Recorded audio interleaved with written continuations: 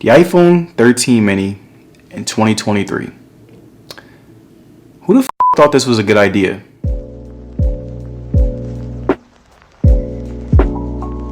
Alright, I'm joking. The iPhone 13 mini is a pretty good phone that's not perfect, but it'll give you a very satisfying experience. It has a nice compact display, that signature Apple software, a premium build quality, and a ton of power despite its size. And now when it comes to its downsides, the size plays a factor as well. Since the 13 mini is so small and skinny, the battery can only be so big, which literally means that it's not capable of lasting you all day. Also, the speakers are smaller, which means that you won't be able to get the same volume as you would on, say, the iPhone 12, 13, or 14, and there are many more things that truly limited the iPhone 13 mini from being great that I want to discuss further in this video. And besides my likes and dislikes that I have with the 13 mini, I still wanted to share my experience with it to help you guys decide whether or not it's actually worth buying. Now when it comes to design, the 13 mini has the same aesthetic as the 12, 13, and 14. The only difference is that the back cameras are diagonal while the 12 mini's back cameras are pretty straight. Going further into the design, you have the mesh sides that are quite opposite of the Pro models, extremely wide notch on the front, rounded frame that's easy to hold, and a glossy back that's still on the iPhones of today. The 13 mini has a ceramic shield material which is pretty durable.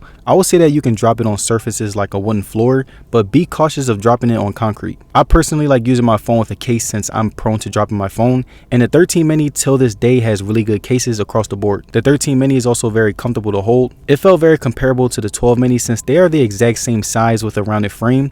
It also has this boxiness that's reminiscent of the OG iPhone 5S, which I really liked. The 13 mini is also very similar to the 12 mini in terms of weight. It weighs 141 grams, which is heavier than the 12 mini at 135 grams. The 13 mini is still insanely light, which really helps when I'm carrying it around in my hand or even my pockets. Now the colors on the 13 mini till this day don't disappoint. I have the green color, which is a more rich, darker green that is opposite of the usual light colors that we get on iPhones. So now that I've gone over how the back and sides hold up, it's time to take a look at the 13 mini's front. It has a 5.4-inch Super Retina XDR display that is phenomenal since they rarely cut corners on such a compact phone. Now looking at brightness, it's at 800 to 1200 nits peak, which means that when it comes to those extra sunny days, it will be able to keep up. The auto brightness worked very well. A lot of times I didn't really feel like manually adjusting my brightness, especially when I had an extremely busy day, so I turned on auto brightness and it was really accurate like most iPhones are. Now when it comes to resolution, colors, and viewing experience, the 13 mini does a great job being small while also packing a punch. It felt like I was using the iPhone 14 but at a much more compact size, which was pretty cool. And the only thing that I will say is that the size is personal preference.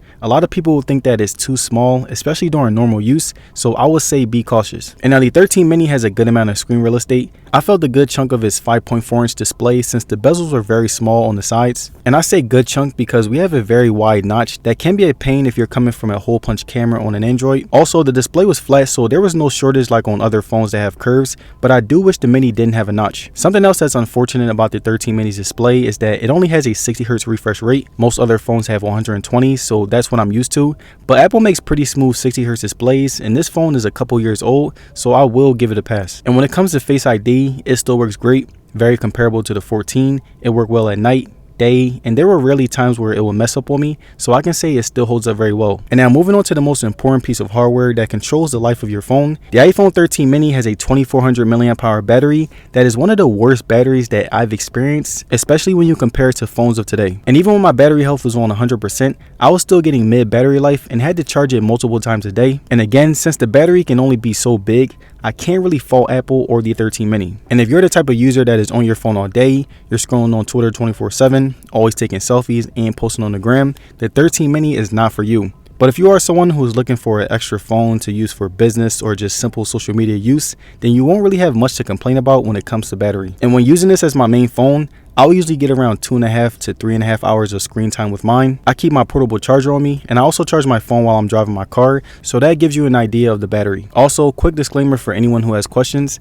I have 5G on all the time. I use auto brightness. My phone is on light mode during the day, and there are many times where I did use power saving mode because the battery wasn't that good. Another thing that's disappointing for me when it comes to not only the 13 mini, but the whole iPhone Apple series is that it only supports 30 watt quote unquote fast charging. And for me, it really is unacceptable since it isn't fast enough, but also the fact that you have to buy a 30 watt USB-C brick if you don't have one already, which is an extra 20 to 30 bucks depending on where you get it. So if you are someone who wants a good phone that you don't have to heavily rely on, the 13 mini is a pretty good choice. Now, just like every iPhone known, the 13 mini comes comes with a very powerful bionic chip that is specially made by Apple, and it still performs very good. Even when I'm shooting videos or getting work done on it, it never really disappointed. And there was also a period of time where it would skip a little here and there, but as of lately, it's improved a lot. There are also times where I would get a shit ton of bugs, but I specifically blame this on iOS 16. Since my iPhone 14 Pro went through the same thing, the latest update has been much better, but you still will run into some software hiccups from time to time. Now when it comes to camera, the iPhone 13 mini has a 12 megapixel main camera along with a 12 megapixel ultra wide and 12 megapixel selfie, which still produces not only amazing videos but top-notch photos. Now starting with zoom modes, the 13 mini had a couple of different zoom modes. The ultra wide pics take a huge hit in quality, especially when it comes to video,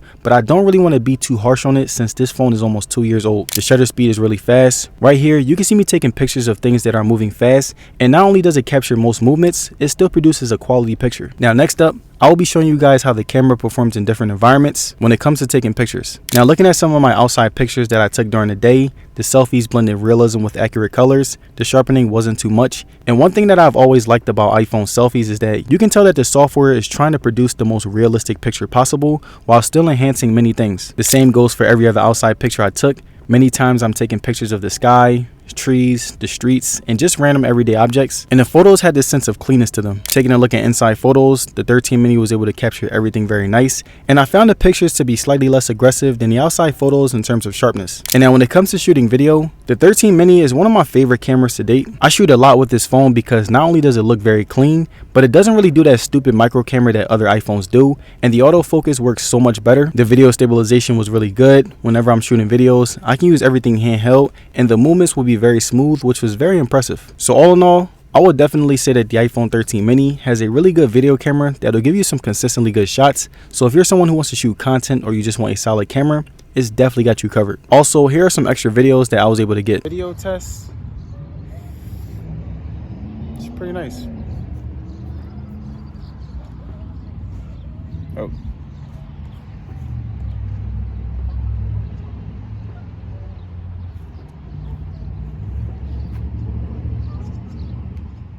And alright, that's my review on the iPhone 13 mini after almost 2 years of use. It's a great phone that has a major problem that will make or break most people's experience. Now me personally, I would still get the 13 mini because I love the size, but I wouldn't be mad if most of you guys would pass on it. But besides that, the 13 mini is great. It has a good display, amazing software, and it's just an overall really good phone that I think many of you guys will like if you don't mind the battery. And let me know down in the comments, do you think that the iPhone 13 mini is still worth buying? Let me know. And again, I want to thank you guys for watching today's video, and I'm going to see you guys in the next one. Peace.